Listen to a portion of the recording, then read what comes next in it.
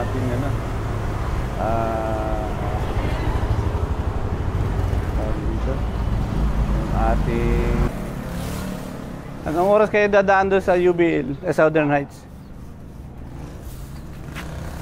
Hindi mo na ako kilala.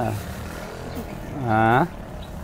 Kayo yung binibigyan ko ng lugaw doon sa ano, nung panong pandemic, ng bigas. May mga picture kayo sa akin eh. Ha? Oo, doon, di ba? Doon sa ano, di ba? Ako yun. Kami ng wife ko, saka yung mga anak ko. Tapos ano, yung... Tawag dito, yung balat baboy pa. Hindi namin nadaan doon, dami ko ako eh. Ha? Hindi na kayo nadaan. Meron kasi ako mga buti-buti doon, pero okay lang. Hindi kayo makakadaan.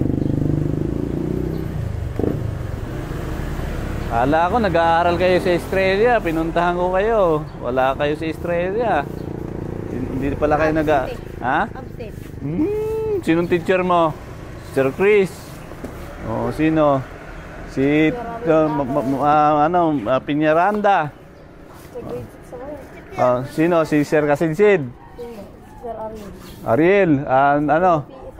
Si Sir Ariel, yung maliit na lalaki. O, kilala ko. Nako.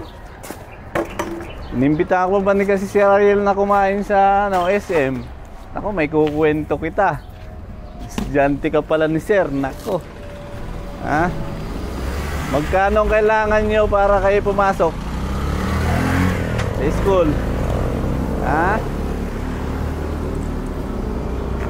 Magkano kita niyo isang araw? 200. Tapos kinabukasan ulit maghahanap.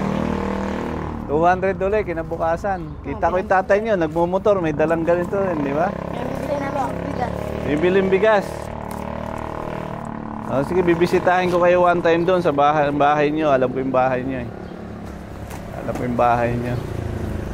So, magkakapatid ba kayong tatlo?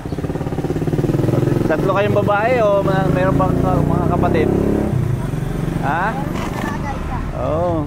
Meron ako doon si Erica. 11 ba yun? 7 silang magkakapatid. 12. Oh, 12. Oo. Yun ang lagi ko nabibigyan. Sige, one time bisitahin ko kayo doon ha.